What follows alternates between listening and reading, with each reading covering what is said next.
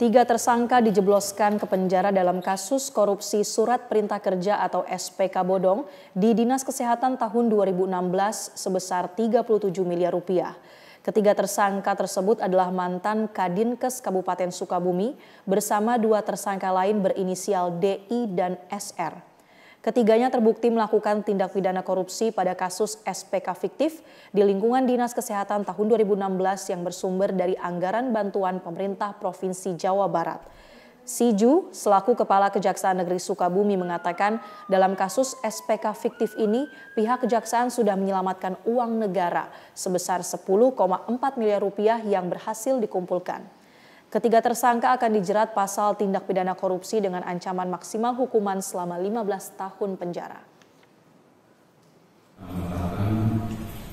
Tiga tersangka terkait dengan kasus yang kita tangani, yaitu mengenai tindak pidana SPK fiktif pada Dinas Kesehatan pada tahun 2016. Ini adik saya tidak bersalah, tidak menabrak, dan pengakuan Nur dan adik saya pun yang menabraknya mobil yang di belakang, mobil Innova iring-iringan polisi. Di mana letak keadilan buat adik saya? Di mana? Di mana? Sedangkan saya punya percakapan rekamannya ada di HP saya. Saya punya. Apa isi percakapan itu? Ya, pokoknya ada aja. Jadi akui aja si Sugeng yang nabrak, nanti kita kasih uang.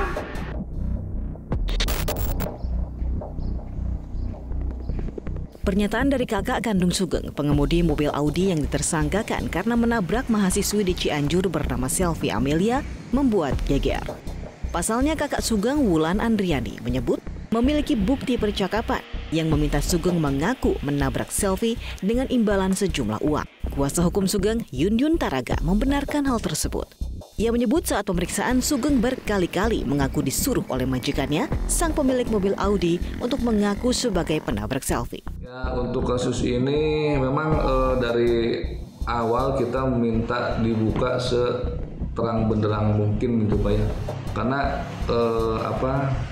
dari pengakuan Pak Sugeng melihat fakta-fakta lain atau bukti lain yang kita dapatkan dan keluarga korban dapatkan itu memang harus diuji masing-masing dari pihak kepolisian, dan apa yang kita dapatkan memang berbeda Pak, itu yang harus diuji mungkin ya.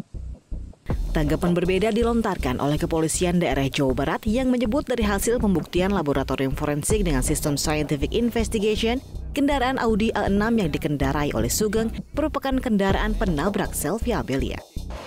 Menunjukkan adanya sobekan di bagian bawah bumper sebelah kanan dari mobil Audi hitam tersebut.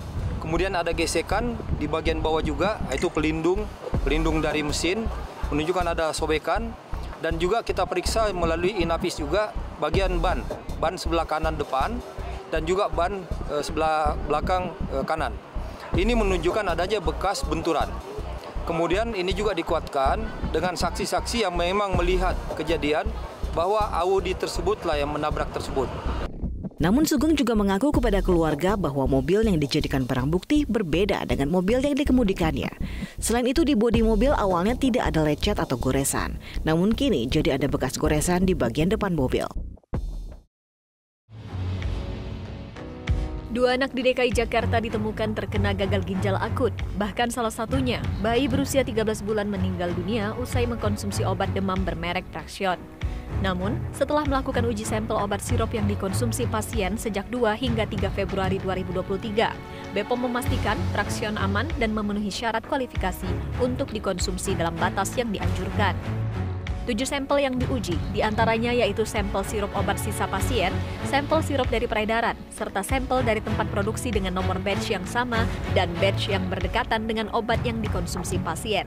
Bahwa hasil uji dari Traxion ini sudah dilakukan melalui 7 sampel yang berbeda dan sudah dilakukan pengulangan juga pengujian, dan hasilnya adalah memenuhi standar sesuai dengan Farmakope Indonesia, sesuai dengan metode uji Farmakope Indonesia, sehingga dapat disimpulkan bahwa produk ini aman.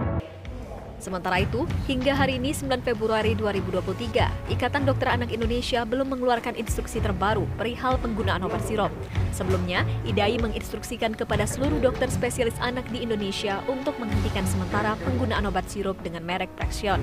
Kita ingin agar kasus ini segera bisa dipastikan ya, ini apa masalahnya, apakah benar dari obat Praxion tersebut, apakah ada unsur obat palsu ya, kita juga nggak tahu nih, karena kalau seperti yang sebelumnya kan itu laporan itu dari berbagai daerah ya, dengan obat yang sama berbagai daerah melaporkan.